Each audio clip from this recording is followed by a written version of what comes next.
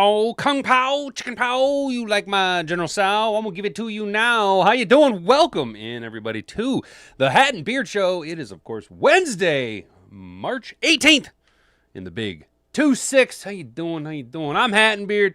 You're an attentive audience, you guys. We are locked in. We got news. We got some notes from around the league. We got some Detroit Lions, although feeling like an underwhelming signing. Guys, Brad Holmes doing...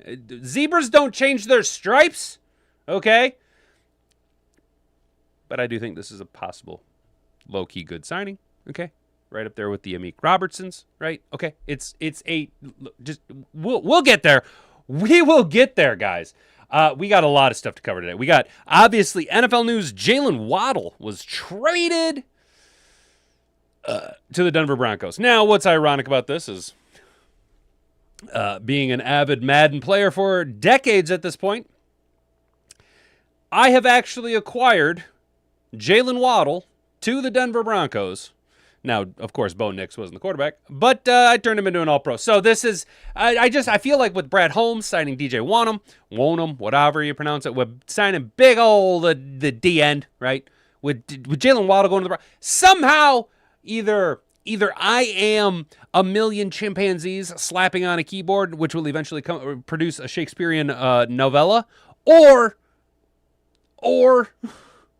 I am some kind of like tea leaf reading brilliant genius over here. Smash like if you agree, you guys. But Jalen Waddle, so we will go over to CBS Sports to see what kind of grades they're given for both teams as Denver loading the cannon as they try and take their shot at the Super Bowl. Well, you can get to the Super Bowl all you want, but you're going to run into the yellow cake uranium Jared Goff and the Detroit Lions in Super Bowl 61. But that's it. You know what? You can do whatever you want. Add up all the wide receiver options. Get all the Jalen Waddles you want over there in Denver.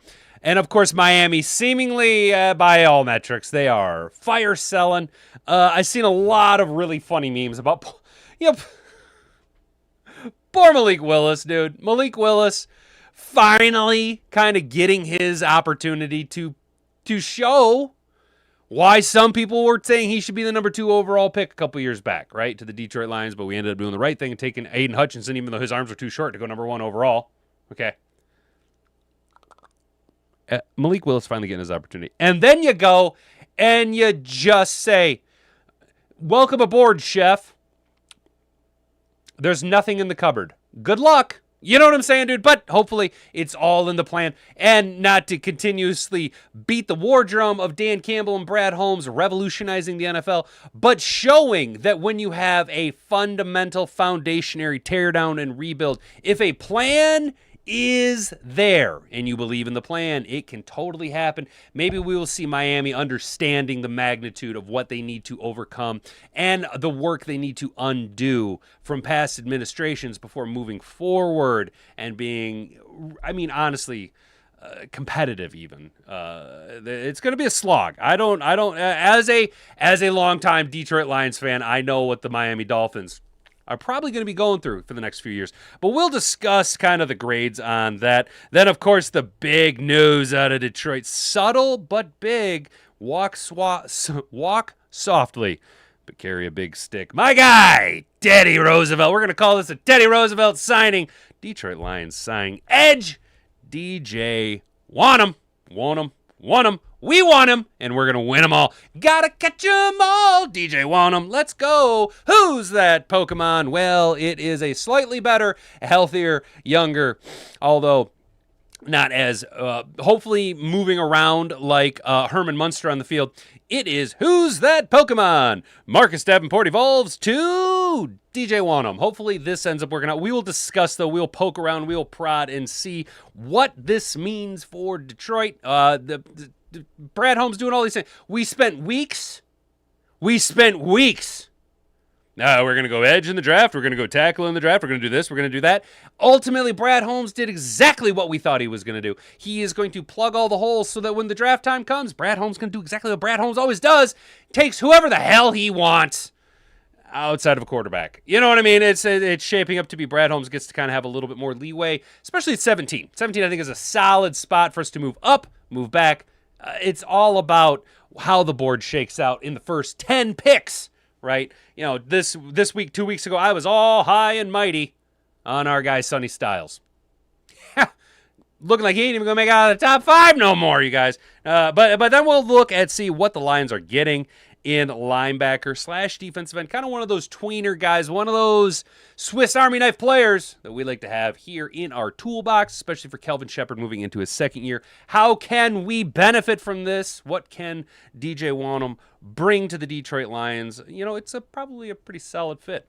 And then we will look to see possibly 3 guys who might not even make it to training camp here in the Motor City, looking at the acquisitions and the direction that the team seemingly needs to go. And these names aren't really going to be any surprise to you guys. It's not like we're out here saying, oh, Amon-Ra's not going to be on the roster. So we'll kind of skim through that. I do want to save, though, so we might try to kind of fly through things. Guys, you know I love Flemlo, right? You guys know that I love Flemlo Raps. And even though I wasn't a fan of the teams he played on, and as a kid, I was ignorant and blind to the reality, the one truth of the world, the truth and the light. I wasn't so much of a big Tim Tebow personality fan, but it was hard to dispute what the man was able to do physically on the field. It was hard to argue against. I even went so far as to, for years, and I still say that at their peak, Tim Tebow is a better athlete than Michael Phelps. Okay. Tim Tebow now has done something that I think doesn't, my neighbor seems to have a bunch of shingles off of their roof, doesn't seemingly get enough positivity. We live in a really dark and evil world. And leave it to a guy like Tim Tebow. This is why I like Tim Tebow, guys. So I was born in 1988. I graduated high school in 2006, which means I'm about as millennials can get. One thing about millennials you'll find about all of us, we really don't like posers. We really don't like fake people. And you gotta give respect to a guy like Tim Tebow, who is the most authentic, genuine person, seemingly. Like, walking the walk, talking the talk. Tim Tebow out here being an absolute hero. Flemlo has a video here for us. Tim Tebow has had enough. Now, if you've been following the career of Tim Tebow post-football, you'll know what he's been up to. Keep tabs on a little bit here. I didn't realize the magnitude of the work he's doing. And then when you contrast the magnitude, the mountain of work that he's doing, and this seemingly immovable object that he's running up into. And it kind of sheds light to how some people in positions of power are two-faced and will do anything to have fame, fortune, and riches. You know what I mean? But Flemlo's got a great video for you, so we're going to go ahead and watch that later this afternoon or this morning as we get through the show. It was powerful. It was powerful. I'm just going to be honest with you. It was a powerful video. Tim Tebow, powerful Tim Tebow. Powerful Tim Tebow. You know what I'm saying, dude? So we'll watch that. If you guys haven't already, could you kindly subscribe to the channel, ring that notification bell so that you can be notified every single time we go live across 3 platforms. That's right, we are live on Rumble, YouTube, and Kick. Guys, I really appreciate the uptick we've seen in traffic across all 3 platforms, namely Rumble. Hey, yo, Rumble, huh? Rumble, huh? A little free speech alternative, guys. I can't encourage you enough to at least try it out, okay? At least try out Rumble. You know, it's fun. It's fun. It's very old school YouTube. You know what I mean? It's good stuff. And not for nothing, guys, even if you don't use it, go over there and show me some support. Kind of a one-man operation in a very untapped market over there, guys. I know you think Rumble, you think politics, counterculture, free speech, that type of stuff. There is little to no football content market over there. And, you know, look, people on Rumble need their football content too, right? why not be Hat and Beard? You know what I'm saying? We are the most based NFL content and Detroit Lions content creation station here on YouTube live Monday through Friday. Smash the like button. Share this video around with every single person you've ever met in your entire life. Go along as we go article by article. Hit that like button. Hit that share button. Make sure that you share it. Copy it down on your clipboard, even if you don't want to admit to being a fan of the Hat and Beard show. I understand. I don't really like myself either. That's neither here nor there. I want to give a big shout out to everybody over here in Mad Hatter Nation, dude, over on YouTube, kicking it. Over on Rumble, they got a dance. Look at me, dude. Look at me. Look at that. Look at that. Oh, man. The Rumble chat, Brandy. You dropping that dancing banana in the chat and making me feel like Chad Prather, man. Like, for real, a bunch of dancing bananas in the chat, man. Bunch of dancing bananas. Let's go, you guys. All right, we're going to kick it over to my guy, Jocko, and we're going to get into the show. If you can say the word good, guess what? It means you're still alive. It means you're still breathing. And if you're still breathing, well, then hell, you still got some fight left in you. So get up, dust off, reload, recalibrate, re-engage, and go out on the attack.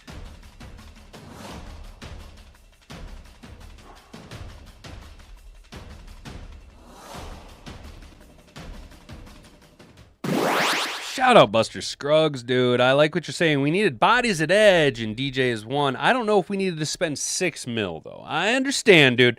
But DJ Wonnum is he's coming in on a prove-it contract, dude. So when you're on a mercenary prove-it deal, when you're a hired gun, dude, and you got something to prove, you're going to have to pay a little bit more of a premium price than, say, a guy, you could have, say, would you rather go $6 million over 1 or 10 over 2 and have him not work out? You know what I'm saying? So I get where you're coming from, brother. I just, when you look at the increase in the cap and the market value, it's pretty much a pretty bare bones lower end contract. In comparison, you could have been paying old dipshit Magoo, Trey Hendrickson, 20 plus mil a year. Now obviously they're very different players, but you know what I'm saying. You know what I mean, Vern? You know what I'm saying? Know what I mean? Know what I mean, Vern? Know what I mean? Have you noticed that the world's been a shittier place since Jim Varney died? What an absolute sad situation. The Denver Broncos just turned up the volume in what has been a quiet offseason as they acquire wide receiver Jalen Waddle in a trade with the Miami Dolphins. The move brings additional help for the Broncos quarterback, the 700-year-old rookie quarterback Bo Nix, whose wide receiver group suddenly featured a blend of high-end veteran talent at the top with Waddle and Cortland Sutton and promising weapons like Pat Bryant and Troy Franklin. The Dolphins will not come away from the deal empty-handed, though. A slew of draft picks headed their way in return. What did they give up and what did they get? Well, the Dolphins are giving up Jalen Waddle and a fourth-round pick in 2026, number 111, to the Denver Broncos.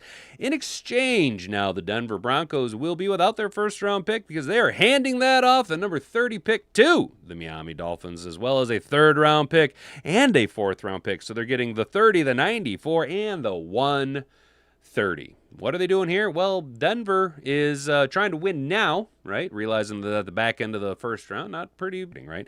And Miami's going, okay, we can unload some salary cap and we can build our roster out with third and fourth round picks. The reality is we're not going to win now.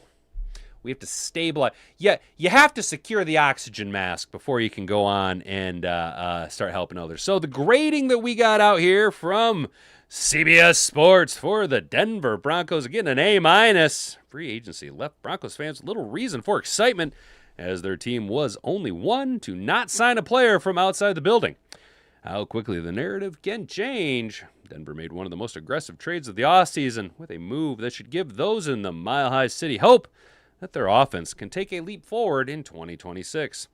After coming up short of the Super Bowl, arguably having the opportunity stripped away by them by an ultimately untimely quarterback injury, the Broncos are among teams who should be expected to go all in on maximizing this contention window. Bringing Waddle into the mix is the exact kind of move that can push them closer to a championship, as it provides Knicks with an explosive second option and should take a significant amount of pressure off of Sutton. The only knock against the deal for the Broncos is the high price tag. Swapping fourth-round picks effectively means they gave up a first-round and a third-round pick for Waddle, which is significant. But that is the kind of package a team pays when it feels it can, as though it can and should win right now. And Denver should be commended for pushing its chips forward. You know, I don't think they gave up too much, right?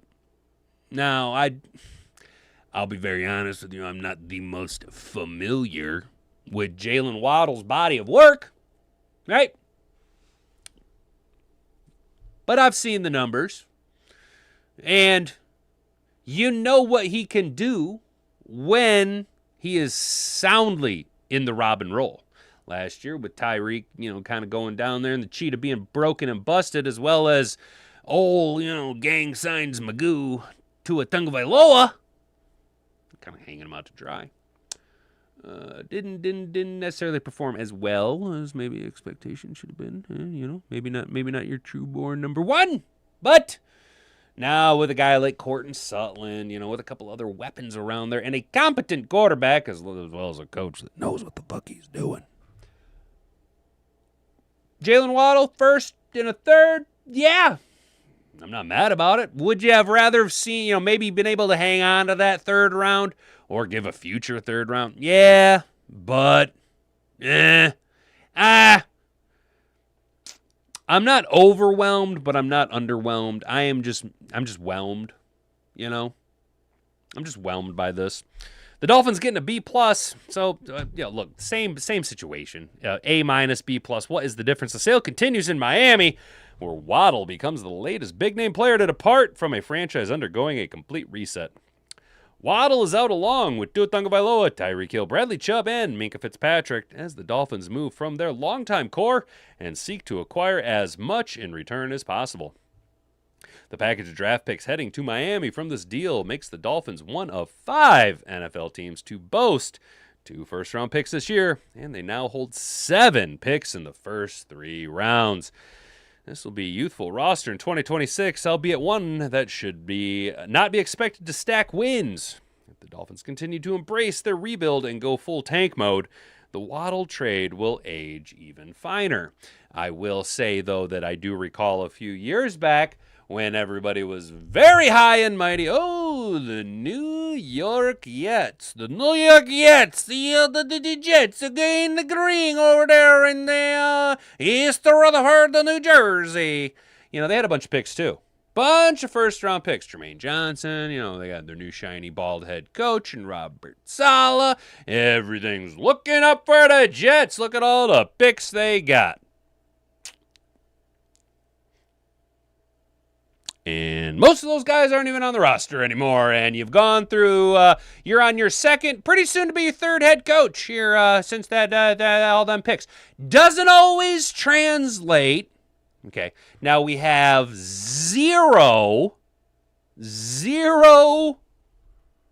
market to draw from or data pool to draw from, because this is a first-year head coach with a first-year GM. And who knows, maybe they go full Brad Holmes and Dan Campbell and absolutely crush it in the draft. I'm not rooting for that, though. I'm not rooting for that at all. The minor detraction, though, is that the Broncos were one of the worst possible trade partners in terms of maximizing draft capital. Their number 30 overall pick is, of course, at the back end of the first round. Still, it is first rounder nonetheless. And the Dolphins will be happy to use it, because you do, if you draft a player with that first round pick, you do ultimately get that, 5th-year option that can be exercised if used properly, can bide you a little bit of time. You know what I'm saying? The other pitfall was the trade is that Malik Willis, who Miami just decided was worthy of a risky investment at starting quarterback, suddenly has very little help in the receiving department. That is not exactly a foolproof method to help an inexperienced starter prove himself as a breakout signal caller. Winning in 2026 may not be the top priority for the Dolphins front office, but making their new quarterback look good should be among their goals. As it stands right now, look for a lot of Devin Achane and a lot of Malik Willis running that ball. Now, Miami's sitting at the top end of the first round, you could see maybe a little bit of deviation from the mock drafts that we've seen, 500 of them so far, right? where Miami, sitting at the top of the first round, takes Mayuga, takes Lomu, or not Lomu, Fano, takes these topper end offensive line products, right? Because the projection was, well, you got Jalen Waddle and you got Devin Achane, You could be seeing something where Miami goes, hey, you know what? Eat shit. We're going to trade out of our top pick, right? We're going to trade back. We're going to move back to, like, say, 7, okay? And we're going to take Lemon. And then we're going to go to our 30th pick, right? And we're going to take Caleb Lomu or Max Finkel-Einhorn. You know what I'm saying? This opens up a lot of variance in the mock draft models that we've seen for Miami, because now Miami's going into it from drafting from a slightly more emphasized position of need as far as the wide receiver room goes, as far as the offensive line room goes. What are you going to do to build out? Do you have enough picks? Are you confident enough in your scouting department and how your board is looking right now? Well, yeah, you do have all these picks, and you might have ammunition to trade up, trade around. For all we know here in the 3-1-3, we could be staring at, hey, 17, nobody's there that we want, right? You get a call from Miami saying, we'll give you the 30th and the third rounder that we acquired in the Jalen, basically giving us Denver's picks. What do you do then? Do you go, if you're Brad Holmes and you go, shit, nobody's at 17 that we want, that I'm sold on. The offensive line prospects are 7 guys back. Do you then go, yeah, fuck it, I'm going to trade back to 30 to acquire a ton of draft capital? It's a possibility, especially the way we've seen mock drafts shaken out. There will be, Denise Sutton, possibly Lomu, Finkel-Einhorn. Hell, you could even get really aggressive and say, I'm pulling the trigger on Gunter Jennings Dunker out of Iowa in the first round. He's going to be our future right tackle. You could say, I'm just going to sit pat, trade back, and we don't even pull the trigger in the first round. Brad Holmes just allocates draft capital for today, tomorrow, and next year. It's a lot of wiggle room, and I realize that I'm kind of Pepe Silva over here with my red line, but I'm just asking questions. Thank you, Mr. Detroit City. We are trying to keep up the good work, brother. First and third seems like a lot, but when you consider it's first is the 30th overall pick, it's not that outrageous. Exactly, Buster. That's kind of the thing. If it was the 15th overall pick in a third, I'd be like, whoo, yow, you like my General Sal, I'm not going to give it to you now. But the 30th, yeah, it's kind of what you see. 25 through 32, these playoff contention team, or these Super Bowl contending teams, playoff teams, sometimes the board doesn't shake out the way that they see. A lot of times you'll see their general managers a little bit more keen and have a sharper eye for talent, are going to go, you know what, the value for X player in exchange for a first round pick is totally worth it. And I do think that, Denver was a broken ankle away from winning or going to a Super Bowl. Okay. And I do think Denver would have played pretty well in that Super Bowl. Do I think they would have won? Yes, I do. I do think Denver would have beat Seattle. I think they had. I think Denver kind of had everything going for them, and the problem, and this is something that here in the Motor City we can think about, is in the absolute in case of fire break glass situation where your starting franchise quarterback blows up his fucking ankle. Do you have a competent replacement behind them? Right now in Detroit, you got what, Teddy Bridgewater? Yeah, I'm not so wild about that. I'm impressed you're on the other channels. I'm lucky to manage YouTube. LOL. Hell yeah, Mom. Shout out Brandy Coffee, guys. Can we get some likes in the chat for Brandy? She's doing so fucking much work for my channel, dude. She's on Rumble. She's on YouTube. She's commenting on Kick. She's sharing all my content around. You guys, can we please give Brandy a little bit of love in the chat over here? Let's check this out. Bam, bam, bam, bam, bam, bam, bam. Sending some heart things on the there. See them? Boop, there they go. Yeah, hell yeah. Brandy Coffee. Doing all kinds of work over here, guys. We gotta kick it up. So the Lions sign Edge DJ Wonnum, right? He's a 4th round pick and the number 117th overall in the 2020 draft by the Minnesota Vikings. Wonnum worked his way into the edge rotation as a rookie, and he would go on to start 31 games for the Vikings over the next 4 seasons, then departed for the Panthers in 24. Over the last 2 seasons, Wonnum started 23 of 24 games. He registered 30 sacks and averaged 32.1 pressures per season, roughly 2.25 pressures per game in that span of his career. At 6'5", 258 pounds, Wonnum has shown the range to line up with his hands in the dirt or standing up in the edge, while also pushing inside on pass rushing downs. He has a solid, long frame and possesses a variety of pass rushing moves in his tool bag. While not a flashy signing, Wonnum has plenty of starting experience, and he can function as a rotationary piece on the edge for the Lions in 2026. He'll likely need to be paired with another veteran, a free agency pass rusher, or a rookie from the 2026 NFL Draft. Or the Egyptian magician, the Hammer! Ahmed Hassani. I don't know if you guys have seen videos of guys in the weight room working out down in Allen Park, but Hassani's looking jacked, bro. Oh, homeboy's been putting in work, dude. So what are the Lions getting in DJ Wonnum? Christian Boer has it for us here. We signed Wonnum to a 1-year contract reportedly worth up to $6 million. Okay, so maybe we're looking at more of a cap hit of like a 4, you know. Wonnum has played a hybrid defensive end linebacker role throughout his career, which has spanned 6 seasons across 2 different teams. We talked about that. Yes, obviously Minnesota and Carolina. He's an interesting addition to Detroit's defense. The Lions are thin at the defensive end position, with little in terms of experience depth, aside from standout Aiden Hutchinson, who had a career year in 2025, bouncing back from a broken tib fib, with 14.5 sacks and no help other than Al-Qadim Muhammad, 41% of the downs. Essentially, the Lions are plugging Wonnum in for departed defensive end Al-Qadim Muhammad. Last season, Muhammad finished second in the Lions sacks with a career-high 11, but underlying metrics indicate that played a unique role that may not have been sustainable in Detroit's system. Wonnum doesn't have pass rush production that Muhammad had, but may be more of a stylistic fit for Detroit's defense. For starters, he's played at least 50% of his team's defensive snaps in each of his 6 NFL seasons. Why is that so big, guys? Because the 2 defensive ends we've had the past 2 years that were like, oh, God, what are we going to do? Zadarius Smith, Al-Qadim Muhammad. Both of them were pass rush specialists. I think what we're seeing here is maybe not have so many moving parts and pieces, maybe not have as many, cerebral packages that need to be subbed in, subbed out, looking for a guy who can play more regularly and get more sustained production, albeit not as flashy in the pass rush department. Last year with Carolina, Wonnum logged 488 defensive snaps, which is good for 68% of the team's overall defensive snaps.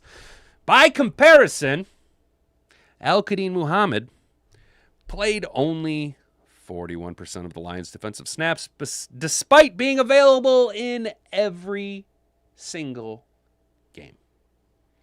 The biggest contributor to the difference in workload is utilization in the run game.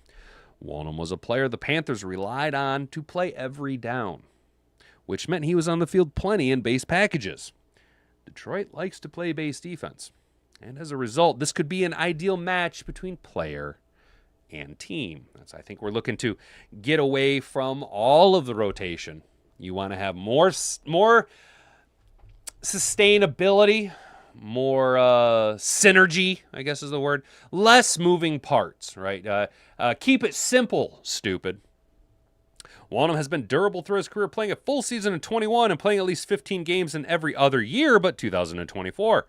He earned a 61.6 run grade defense in Carolina last season. While his pass rush marks was lower at 50.4, he finished with 3 sacks and doesn't appear to be a high-volume producer of pressures with 31 total over the course of the regular season and postseason. In his career, Wonnum has 30 total sacks and is a career best 8 coming in 2023 as a member of the Vikings. While he can be a complimentary pass rusher who contributes in spurts, he does not profile as a player who will be a major difference maker in this area. He is a rush defender. It appears as though he'll be a best as a run defender, and he's capable of playing every down, which gives the Lions some stability on the edge. This addition shouldn't prevent the Lions from exploring the idea of drafting a young defensive end, but certainly gives them some veteran stability on the opposite side of Hutchinson. How many times have we heard that? I am trying to maintain a certain level of sobriety around the DJ Wonnum signing because it's not flashy and he doesn't bring all of that pass rush upside that everybody seemingly wants out of our complimentary edge piece to Aiden Hutchinson. But what DJ Wonnum does bring is the bookend ability that the Lions have been looking for. Not only is he a larger, a little bit more of a bigger, lanky frame than some guys. He's a little bit more stout in his build than Al-Qadim Muhammad. He plays the end really, really well. He also brings physicality in that he can play the outside linebacker spot in a 3-4 defense. We could be looking at Detroit maybe starting to implement even more of a hybridized defense. Instead of going, hey, we're just going to run nickel and slot corners, maybe we're going to look at the Lions starting to run a little bit more of a hybridized 3-4 defense, in which case you guys in the chat who have been pounding the table for Jacob Rodriguez in the second round might be looking at having your questions answered. You never know what could be going on there. I do like this, though. It's not flashy. It's very Brad Holmesian. Underwhelming signing for 1 year. And watch Wonnum come out and produce. Play probably 60% of the snaps minimum, right? Play 60% of the snaps. Watch him get 6, 7.5 sacks with the Lions, but be a major contributor in the run game. With a guy like DJ Wonnum, if he can play healthy and up to his ceiling, the Lions have knocked it out of the park by getting a, albeit underwhelming, highly productive scheme fit player for the organization. I do think a guy like this, that if you are going to simplify the defense a little bit more, have a little fewer, less rotationary pieces, will see growth and development out of Calvin Shepard, because you're plugging in players with more responsibility on themselves than so much on the coach. You can let him coach in the game and not have to play 7D chess all the time. It's a mutually beneficial signing for everybody involved. How we doing, chat? How do we feel about that? That's the PB. Oh, it is the PB and jelly time dance. That's what it is. Gotcha, Brandy. Shout out. Hell yeah. I just started like watching Rumble regularly. I only really watch Chad Prather in the morning before the noise, his 7 to 8 a.m. show live stream. And then I do watch Timcast IRL on Rumble because you get the bonus hour afterwards. And I always see Chad Prather being like, oh man, bunch of dancing bananas in the chat, man. Bunch of crazy old dancing bananas going on in the chat. You know what I'm saying? You know what I'm saying? AQM sack numbers are extremely deceptive. 6 of those were in 2 games. He was less than impactful for most of the season. Preach, Rick. Preach, brother. Hell yeah. Yo, where's American Boxer to defend AQM, dude? Fire Melvin. I know, Mr. Detroit City. I know, dude. When I see these signings, I'm like, I know Mr. Detroit City's just like, fucking stupid signing. I can somewhat see that. Make it make sense. I can somewhat see if he's better against the run for the same money as Tampa gave AQM. Don't like Fire Melvin. He's an upgrade from AQM and his overrated 11 sack season. Okay, so I do got to agree with Rick in that AQM sacks were slightly inflated. Okay. And I don't have anything against AQM. I love the story of the guy, getting his opportunity. But I don't like... I'm not so wild on having a one-trick pony. Okay. Where I lean into this is I need a guy that can be out there more downs. I think what you're gonna see is, in DJ Wonnum, somebody with a little bit more athletic profile build along the lines of an AQM with the run game defensibility of a Marcus Davenport. Okay? This is Brad Holmes' move, dude. He's a big guy on this bookend mentality, right? We got our speed guy in Hutch. We got our pass rusher in Hutch. We can send action Jack Campbell or Derek Barnes on the blitz, and we have 2 rock-solid defensive tackles, right? We need that other defensive end to steady the run game and be able to be the bookend to collapse the pocket into. You need to hold the line, dude. The Lions, dude, think about it. Whenever we play a mobile quarterback, what happens? We get burnt on the edge. The pocket opens wide up and the quarterback just leaks out, dude. A guy like Wonnum might be able to answer that. You know what I'm saying? How many sacks does he have without Hutch? 2, maybe 3. Exactly, dude. DJ total sacks. He's got 30 total. AQM 17. Exactly. But you know what, Buster, to that point, we're getting so AQM has fewer sacks on his career, and Wonnum is younger. You know what I'm saying? Just done trying to think Melvin will ever change his ways. He's ready to throw MCDC under the bus when his mediocre roster moves this year after betting on Hurt doesn't. You know, I hope not, Mr. Detroit City, but I see what you're saying, dude. I see what you're saying. And that's why, like, when I seen this Wonnum signing, I was like, well, that's the most Brad Holmes thing ever. Did I not say it just yesterday on the show? The Brad Holmes is about he's going to sign some mediocre veteran defensive end to a 1-year deal. Some underwhelming signing. We're all going to sit here and everyone's going to be underwhelmed. Everyone's going to be pissed off. But the reality is it's exactly what we need to do based on the dollars and what the plan is. We don't know what the plan is, but I do agree with you that there is some degree of like, what the fuck are you doing, man? I wish that there was more transparency. I do, but that's not how the business operates. We can speculate and we can ride the grandma wagon. I'm milking the grandma wagon, you guys. If Melvin wasn't doing Melvin things, dude, I wouldn't have a channel. You know what I'm saying? Well, yeah, when healthy, Marcus Davenport is ferocious. I agree with you, A. Williams. I totally agree with you, and I defended him when we signed Marcus Davenport. The problem with that Marcus Davenport is the same problem with Enos Rakestraw, Enos the Penis Rakestraw Breakstraw. Availability is the best ability, and if you're not available, what's the point of having you around, dude? You know what I mean? All sacks are not created equal either. Shout out Snake, hell yeah. If they convert on the next play, what does that sack matter? So it's a stat to take with a grain of salt. Anyways, 100% Snake. And I will go in, I will raise that in, Brett Coleman has broken this down where everybody emphasizes sacks on third down. You want to get a sack on third down and kill the drive.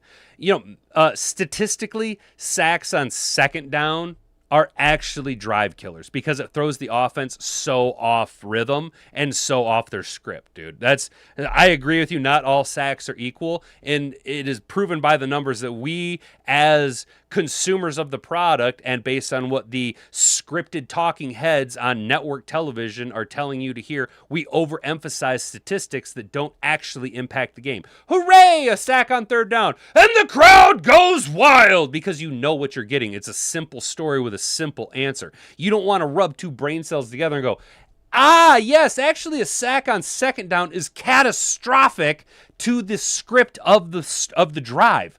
Derp, that makes sense. It is so hard to overcome 3rd and 17. It's harder to overcome 3rd and 17 than it is to convert 3rd and 3. Make sense? Does that make sense? I'll put it simply. Scripture says lukewarm is the worst you can be, and that's. But you know what, Mr. Detroit City, I agree with you, dude. I agree with you. I'm not going to sit here and tell you guys that outside of the Cade Mays signing, Detroit made huge splashes.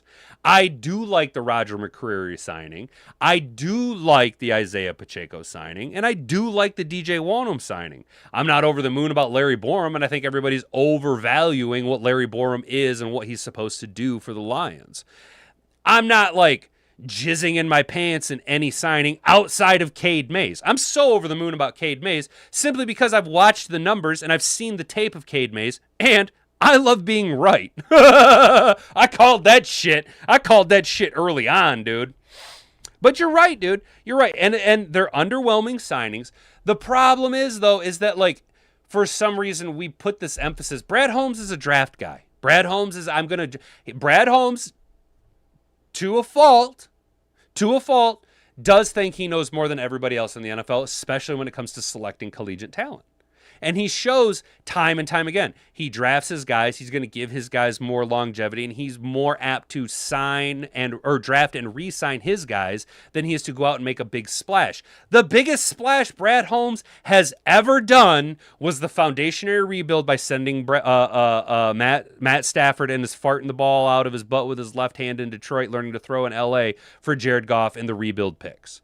That was the biggest move Brad Holmes has ever done. He's never done the big flashy signing. Never. It's never been his move, dude. Like Teddy Bridgewater again. Are you kidding? Yeah, the Teddy Bridgewater signing, dude. I was not happy about Teddy Bridgewater, dude. I will agree with you on that 150%. that Teddy Bridgewater signing, I was kind of pissed. Actually, I'm kind of pissed off about the Teddy Bridgewater signing, dude. I really am. I'm like, are you fucking serious, dude? I would rather us draft Carson Carson Beck, right?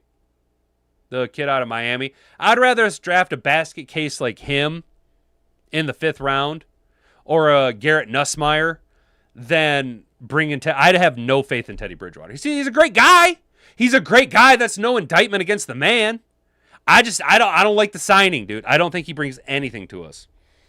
50% hurt, 25% bumps, 20% no-brainer picks like Hutch, Branch, etc. Punk gets too much credit for no-brainer moves on guys who fell. That's fair. I'd take Will Levis, dude. 100%. 100%, dude. Yes, I completely agree with you, dude. I'll give you that. Wasn't thrilled about the 2-glove signing. Yeah, I don't think any of us really were. I don't think not my bag, dude. You know what I'm saying? It wasn't my bag. I was very underwhelmed by it. And does Teddy Bridgewater really even have anything left in the tank at this point? Or is he just trying to get more money to help fund his charity for high school players? All right, guys, let's go ahead and kick this on over to our guy Flemlo. Real quickly, 3 names that might not make it to training camp. Obviously, Levi Onwuzurike, Lauren Strickland, and Colby Sorsdahl. Are we shocked? Are we going to soy face over these 3 names? No, I didn't even realize that Colby Sorsdahl was still in the NFL. I was pretty sure. Guys, are we sure that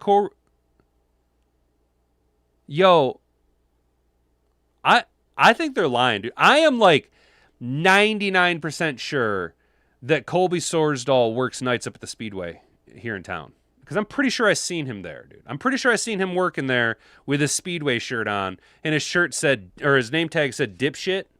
Yeah, it's got to be Colby Sorsdahl, dude. I was pretty sure that's him. So no surprise there with any of these names, guys. It was a filler article to get us to do Flemlo Raps, guys. Make sure that you are subscribed to the channel. Rumble froze. Yeah, Brandy. You refresh. Good. Yeah, Brandy, shout out Rumble. Rumble does sometimes kind of bog down. And the only thing that I can think is it is because I'm crushing it so hard on Rumble. The traffic is so much for such a small channel that Rumble is trying to analyze my channel live, like in live time. Like right now, they're trying to understand what's going on and trying to decide what to do with my channel. So sometimes the stream kind of bogs down because they're like, oh my gosh, Mad Hatter Nation is such a powerful Mad Hatter Nation, such a powerful movement and influx in traffic to Rumble. We don't know how to handle it all. You guys are crushing it over there. Are you serious? 90? Damn, dude. Yo. The numbers, crushing it over on Rumble, guys. And that ain't no indictment to you guys over here on YouTube. I'm going to chat with you guys real quick here. What's up, Blitz? Haven't seen you in a while, brother. How you doing, man? The NHL is releasing Down syndrome socks. I was really hoping they would be the year for AIDS blankets. Awesome. I definitely take the Mayo Man over 2 gloves. Me too, guys. Me too. Like Glass Cow, we're not playing well, but then they get to Detroit. They play better under Hank Fraley. Mays should be very good. Well, dude, yeah, no, I agree with you, Jack. And shout out Jack dropping the Glass Cow. I'm so glad you picked up on that, dude. I didn't know if you guys knew we're picking up on that. I called him Graham Glass Cow. But I don't even think Cade Mays wasn't even playing that bad. I think he was playing really, really well, and I think he's just taking striking while the iron's hot. He knew the business of the side of it, and he's coming to Detroit. And like you say, under Hank Fraley, the sky's the limit for him, dude. Oh no, is TA real? Is it? Mr. Detroit said, is TA? Is that news story not going so fresh for us, huh? I'll look into it tomorrow, dude. We got too much bummer news to talk about right now, guys. So just strap on your hats, dude. Make sure your chin straps are buckled up because Tim Tebow has had enough, guys. All right, so Flemlo Raps has a video here for us talking about my guy Tim Tebow and the crusade that he's on. All right, so buckle up, guys, because Tim Tebow deserves all of our support, okay? It's very rare to see a person like Tim Tebow, walking the walk and talking the talk. So let's check out what Flemlo's got for us. Video, Tim Tebow's had enough. If you haven't already, guys, go over to Flemlo Raps. Check out Flemlo Raps on YouTube. Go subscribe to his channel. He's a great content creator, and he does tremendous content. Just for being NFL content, it is so just like a different package. I can't emphasize it enough. Go check out Flemlo, and we'll watch this together, guys. We want stories about good absolutely triumphing over evil, destroying evil. Every story needs three things: a villain, a victim, and somebody who shows up to fight. Most news gives the first two an unlimited supply, but the third one never seems to show up. We grew up on stories of heroes and villains, but now we just got the villains, the victims, and the spectators. People can't relate to the hero anymore and make all kinds of excuses as to why. The truth is, we've become increasingly selfish, and being quote-unquote heroic comes with a cost. It's hard. It's hard being away from her and being away from our little girl. You know, there's a real tension there between just that responsibility of being dad and husband, and then the calling to go care for the MVP, the most vulnerable people. Mankind has always been enveloped by stories of fallen empires and corrupt kings, all the worst of what people will do to each other. And honestly, bro, to this day, the same themes still dominate our screens. But somewhere along the way, we forgot that while we got this pull toward darkness, we're also drawn to stories of light. I'll revisit this later in the video. Just know that today's story has both a really dark problem and a small ray of light pushing back against the darkness. And in the middle of her abuse. Yeah, just real quick, guys. If you are like sensitive to this type of topic, you probably want to go ahead and bail. This is it's kind of tough to watch, dude. It's kind of tough to watch, but you know, you have to stare down the face of evil, right? Some days, and if that's not your bag, dude, if you don't want to strap up your chin strap, put on your shit kicking boots, dude, that's fine. I understand. You can bail, but you know, we got to stare down the face of evil sometimes, guys. So let's go. This is what she writes.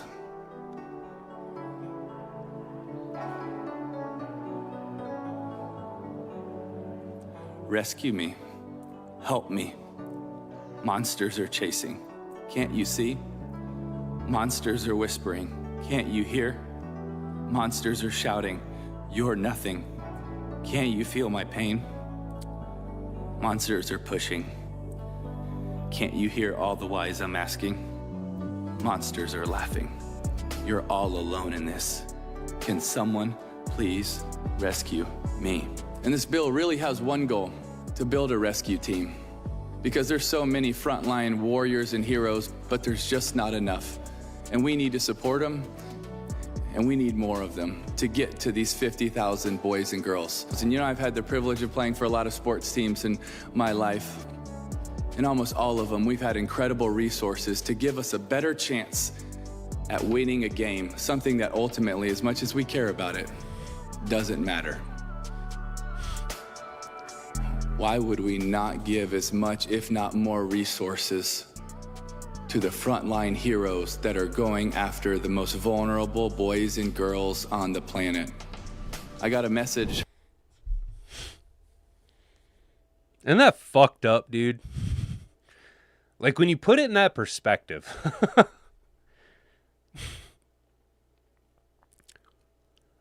He's like, you give millions of dollars so that we can play a fucking game that doesn't matter. And yet, look at this. The Renewed Hope Act of 2024 was never brought to a fucking vote, dude. Introduced in September 10th, 2024. Congress adjourned January 3rd, 2025.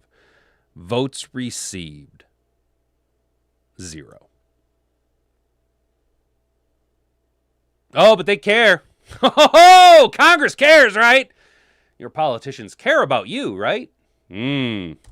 Last night from a girl who has been rescued, and she said, "Thank you so much for speaking up for us." And it was humbling to get that. But if all we do today is speak, if all I do is speak, I also miss the mark. we have to do more than just talk about it. We have to act on it and be about it. Thank you for having me, and God bless. It is a thin line between tortured and treasured, and you are that thin line. And all of you are that thin line, but we have to have more people on that line, and we have to do a whole lot more, and we have to do it faster, because every day we wait, they're suffering, they're crying, and I believe right now many of them are praying that we would respond. But how are we really going to respond? Because I ultimately also believe that this is what we're called to do. And what is calling me, and in my opinion, the best definition is an urgent and divine invitation to accept responsibility for a particular task. But the question is, will we actually accept the responsibility of caring for these boys and girls and truly protecting them, or are we just gonna continue to talk about it? Because there's so much we can do, but the question is, will we? How many people do you know speak about shit with such fucking conviction like that? That's not an act, man. That's not some fucking activism. Acting.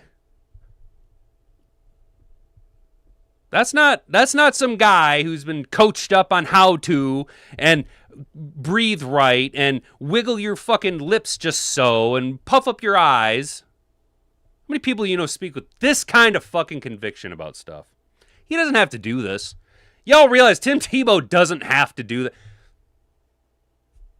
He doesn't have to do this. Thank you for This is why he's a fucking hero, dude. having me, and thank you for... Tim Tebow was born in the Philippines. His parents were Baptist missionaries that was living out there while his mom was pregnant with Tim. But she ended up contracting a deadly infection. While she was pregnant with Tim, she fell into a coma. So then the medicines they used to try to treat her ended up causing a severe placental abruption. That cuts the oxygen and nutrients out from the baby, and doctors recommended terminating the pregnancy. His parents refused, and against all odds, the baby survived. At 6 years old, he committed to God, but at the same age, he made another commitment as well. He started playing Pop Warner, and by the time he was in high school, he'd become one of the most Yo, not only is it weird watching left-handed fucking quarterbacks play because they throw wonky as hell, but Tim Tebow, as much as I love the dude, like, he has the ugliest throwing mechanic I have ever seen. So not only is it's a compounded thing, it is the ugliest throwing mechanics I have ever seen, and he's doing it backwards. recruited players in the entire country. Then in college, he became the first sophomore to ever win the Heisman Trophy. He had many legendary moments like the Gatorade bloodbath, the John 3:16 game, a story for another day. But the NFL didn't go quite as planned. For a time, he Hell admitted, yeah, and Mr. it Trey really City. got to him. He sat in that for a while, but not long after, something inside him started to stir. That I've given so much effort, energy, passion, focus, determination, and effort to things like a game, to score a touchdown, to win a championship, to win a game.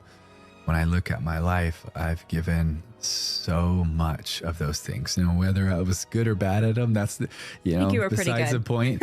But I put such an effort into it, and to play with broken bones, or to give up vacations, or to wake up and train, or to do all of those things in preparation to try to win a game. Why would I not put so much more for the things that are going to last for eternity? And I think when I really look at my life, it's Yo, we desperately need more people like Tim Tebow out here, like front page and center, man. in the scales, it's way more for the things that just don't matter. And I want to change that with the rest of the days that God gives me. Throughout the years, people have held many opinions on Tebow. He's been both a superstar and a laughingstock. Don't know him personally, and he's never claimed to be perfect, but the way he's walked through fame has to be respected. What was it like being around Tebow time? He would have people cry when they would see him on campus. It was something that Come on. I promise you, I would not make it up if it didn't happen. He did not drink, he did not smoke, he did not curse. He practiced what he preached. So I've always been a big Tim Tebow fan, because I'm like, I would have lost my mind in Florida having like the way people would come up and just cry. I'm like, bro, what is going on here, Tebow? So there's this idea within Christianity that the closer you end up getting to God, the more you start to realize how dirty you are. And that's the idea that comes to mind when I see how hard dude is on himself. I'm pretty sure a lot of us watching this feel like we hard on ourselves. But even when this dude was at the top of the game, bro, winning awards, compared to almost everybody that's ever won that award, from my eyes, dude's like basically a saint. But he admitted that sometimes though he said the right thing, his heart wasn't always postured correctly. And this next story he tells is of one of those times. It's unbelievable, and the crowd stays for well over an hour after the Yeah, hey, this story's wild. What up, Motown? This story's wild, you guys. game, going crazy and going to the locker room, and I changed and I got to go talk to the media, and I don't really want to. And right before I walk in this big room packed full of media, there's all these curtains out front, and I'm standing in front, and Patrick, our PR guy, there steps in front of me, said, "Timmy, do you realize what happened?" And I'm like, "Yeah. We just beat the Steelers. We're going to play the Patriots." He's like, "Yeah, I know what happened, dude. Like, why'd you ask me such a silly question?" And he goes, "No, Timmy, it's exactly 3 years from the night that you wore John 3:16 under your eyes." Oh, wow. That's awesome. That's so cool. And he said, no, you don't realize it. Timmy, during the game, you threw for 316 yards. And I'm like, what? And he said, Timmy, during the game, your yards per rush were 3.16. Your yards per completion were 31.6. The ratings for the night were 31.6. And the time of possession was 31.6. And during the night, over 90 million people have Googled John 3:16. It's the #1 trending thing all over. And I think he even mentioned something about there were so many people tweeting about it that like Twitter even froze or something like that. At least that was what I was told. And I was standing in that hallway. And I don't think I had the reaction that a lot of people think I did. Because I went from a high and a celebration and a joy to a conviction and a disappointment. Because when he was telling me that, I knew that God was convicting me, saying, Timmy, you thought tonight was about a game. You thought it was about all of these things. It's never just about a game. I didn't die for a game. And I was so convicted, still grateful that God would use something, but convicted, man, my eyes were on the wrong thing. My heart was in the wrong place. I knew you, I knew what you'd done, but my heart was here and my eyes were here. But in recent clips, you can see dude is far from content. And what many people saw as the highest of heights, he seems to have seen as just a training ground and a doorway to get to a bigger cause. The clip you're seeing on your screen is what drew my interest, and I figured more people might want to know what he's been up to. Hopefully you follow me on this next part until it connects, because what he's doing is way bigger than anything he ever did on the field. We still crave a certain kind of story. We want stories about good absolutely triumphing over evil, destroying evil. Every story needs 3 things: a villain, a victim, and somebody who shows up to fight. Most news gives the first 2 an unlimited supply, but the third one never seems to show up. We grew up on stories of heroes and villains, but now we just got the villains, the victims, and the spectators. People can't relate to the hero anymore and make all kinds of excuses as to why. The truth is we've become increasingly selfish, and being quote unquote heroic comes with a cost. It's hard being away from her and being away from our little girl. You know, there's a real tension there between just that responsibility of being dad and husband, and then the calling to go care for the MVP, the most vulnerable people. Mankind has always been enveloped by stories of fallen empires and corrupt kings, all the worst of what people will do to each other. And honestly, bro, to this day, the same themes still dominate our screens. But somewhere along the way, we forgot that while we got this pull toward darkness, we're also drawn to stories of light. The oldest storytelling formula is the hero's journey, not the villain. That's a modern tendency. C.S. Lewis said, since it's so likely that kids gonna meet cruel enemies, let them hear about brave knights and heroic courage. Cause otherwise you make their destiny not brighter, but darker. How fucking smart was C.S. Lewis, dude? I mean, god damn, dude. Nailed it. Look at where we're at now. And sadly, I think those words were prophetic, as the world at large has stopped believing in heroes.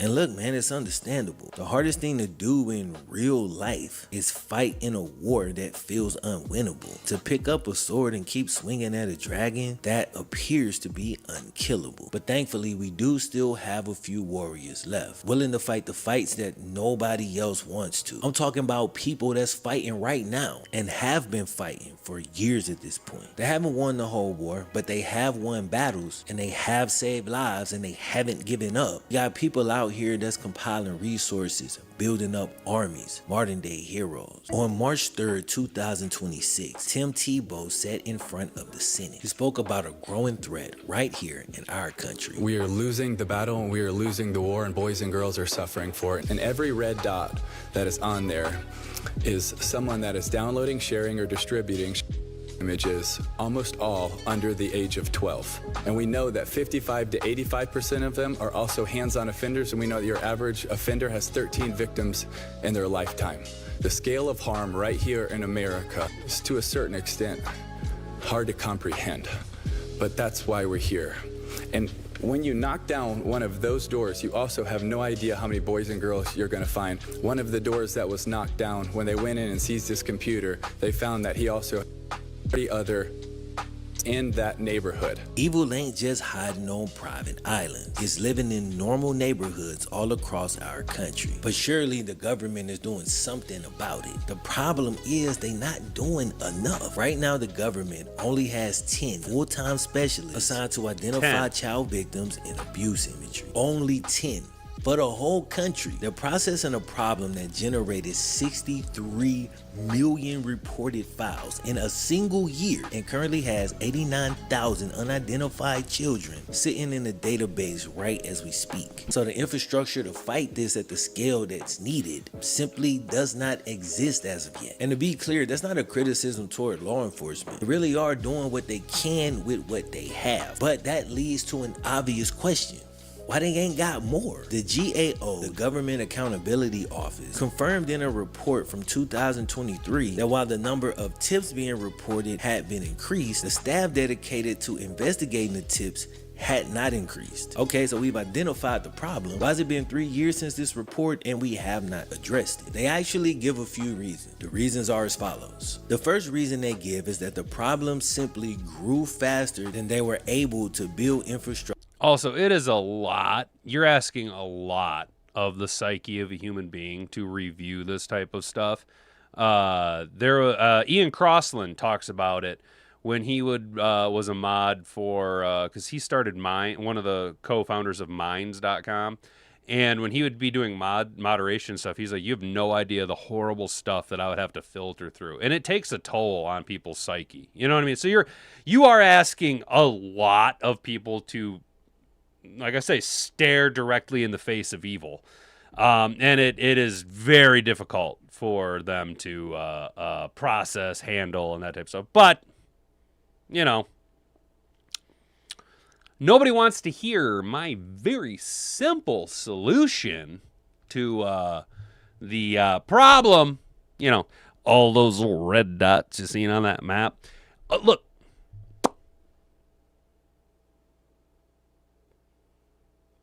Partner with Federal, partner with Blazer. Very, very, very, very, very, very, very cost-effective solutions to a demonic problem. You know what I'm saying? Do you know what I'm saying? You know what I mean? What I'm saying? You know what I'm saying? Structure to fight it. They said the scale of online child exploitation is outstripping the government's capacity to respond. The second reason is that inside the agencies that are responsible for doing this work, the child exploitation investigations still have to compete for resources against everything else. The GAO confirmed that competing priorities have repeatedly pushed the national strategy for child exploitation to the back of the line. So while the kids are waiting for somebody to save them, they're fighting for budget and personnel against other priorities. In my opinion, both of these feel way more like excuses than actual reasons, because the reasons are addressable. And I have no doubt that this could be fixed if this issue was truly important to the people who are in charge of the budget. Who's in charge of the budget? I'm coming right back to that. The final reason they give actually makes sense. The people who do this work don't last long. The GAO flagged workforce retention as a documented challenge, as the people who have to review abuse material and identify victims usually leave within about 4 years. Now, as you can imagine, the mental health toll on them is extreme. I've been having a hard time just making this video, and I really can't imagine having to be at the forefront of this for an extended period. Okay, remember when I said that the people in the government who are fighting these battles don't control their own budget? Well, that gets really messy, but it goes up a chain and it ends up at Congress. And this is the reason our heroes have to take off their capes and put on a suit and essentially go and beg for the government to put more money into this cause. What the Tebow Foundation is fighting for through the Renewed Hope Act is really simple. Stop making the child exploitation investigators share a budget with everybody else. Give them their own dedicated team. Let's go from 10 to 200 analysts at least. Investigators, forensic specialists. We got all this tech and we just use it for the stupidest stuff. But here's what you need to know about the Tebow Foundation. This ain't just another tax write-off. While Congress been dragging their feet, Tebow and them been moving. They've been on the battlefield, bro, picking up the slack. So all of the stuff that I'm about to lay out, they've built themselves over the last 10 years. They haven't been sitting back just complaining about the government. They just picked up swords and started fighting. And like the stories of old, it's amazing what one knight can do. He can build up an army and impact the war. So we convened a meeting with amazing frontline heroes: Homeland Security, Interpol, Europol, NCMEC, ICMEC, ONIMI, Google. So many people and many more came to the table with really two goals.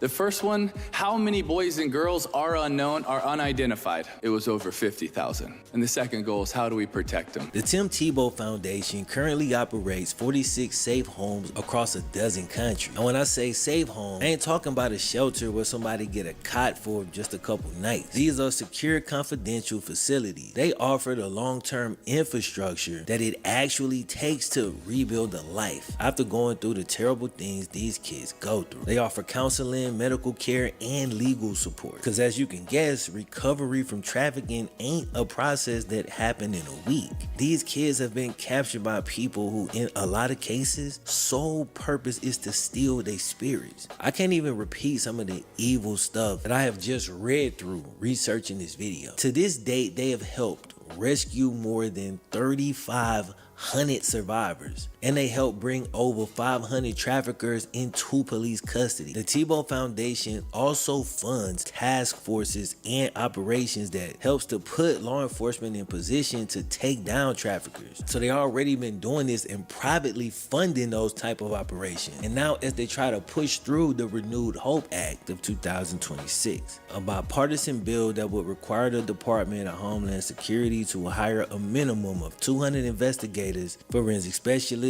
and criminal analysts assigned exclusively. Damn, he's really built it out well. Kids in the abuse database. They only got one job: find the kids. It is a thin line between tortured and treasured. And you are that thin line.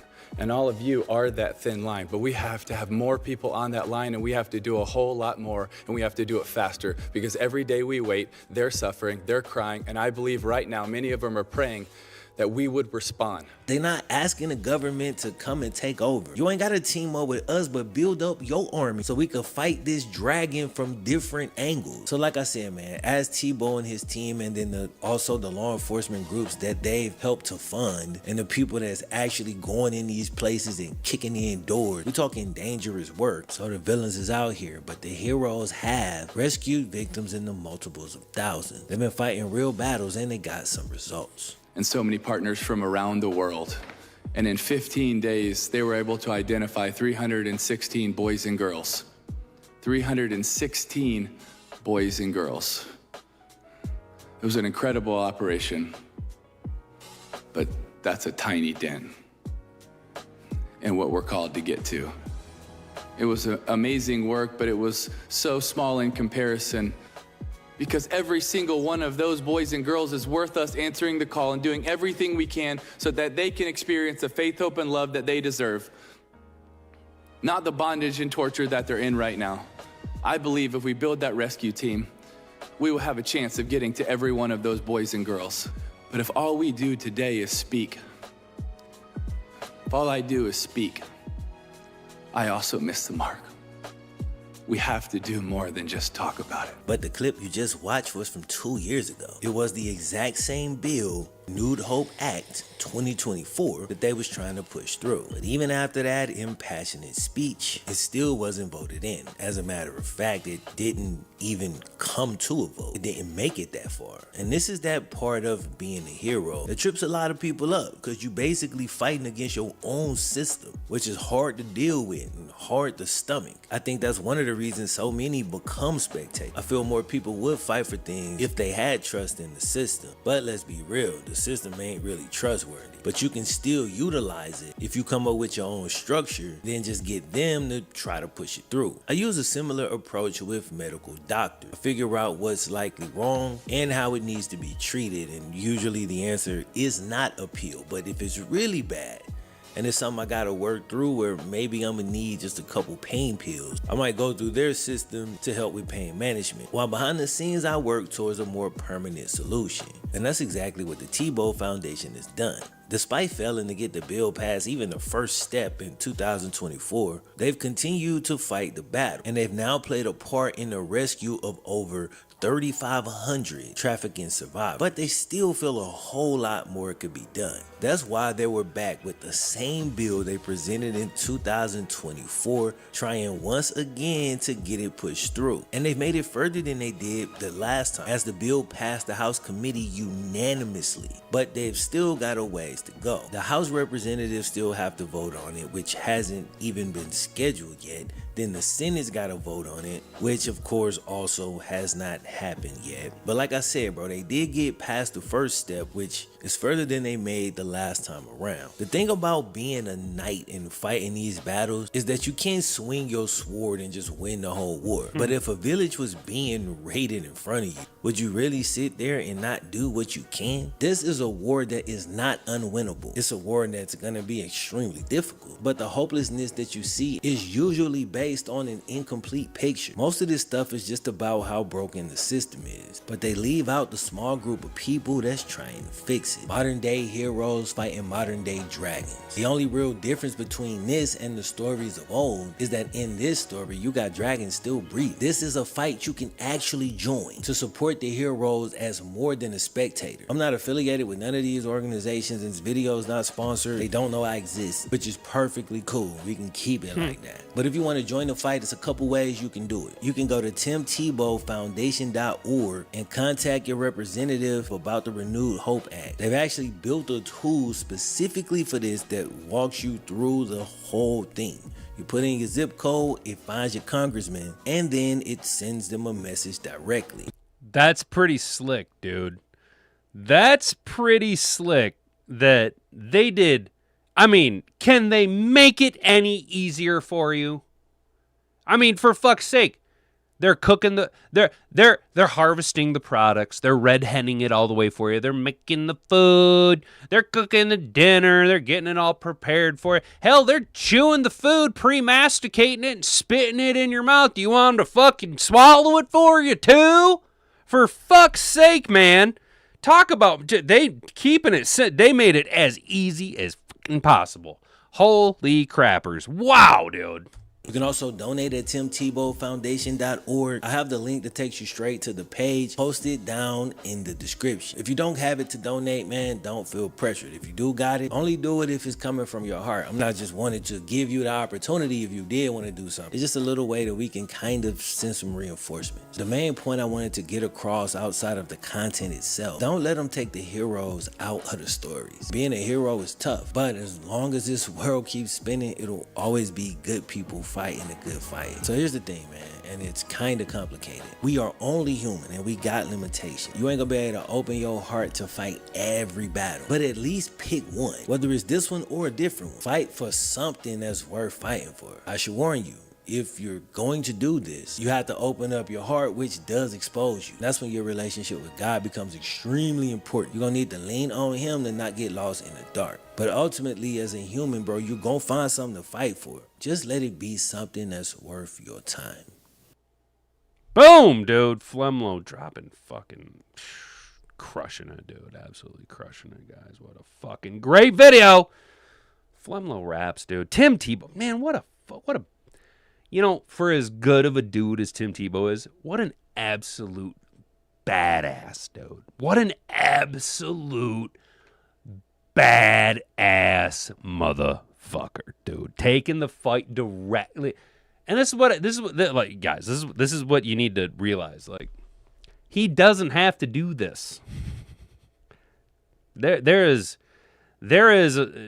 by no means does Tim Tebow go, I have to do this because of dollars. I have to do this because I need to stay relevant to their problem. You pair with Blazer, you pair with Federal, one of those companies. Real simple. Give them a discount, you know, on bulk purchases. And then, look, I know some of you go, oh, gosh, clutch your pearls. But here's the thing. All those red dots, all those people you've seen on red dots, they don't get basic human rights because they're not human. Does that make sense? There you go. All right, guys, so that's going to be it for me today. I've been Hat and Beard. You've been an attentive audience. Make sure that you got the notification bell turned on. Subscribe to the channel if you're new here. And like the video on your way out the door. Until tomorrow at 10 a.m., bonga bonga. Frig off.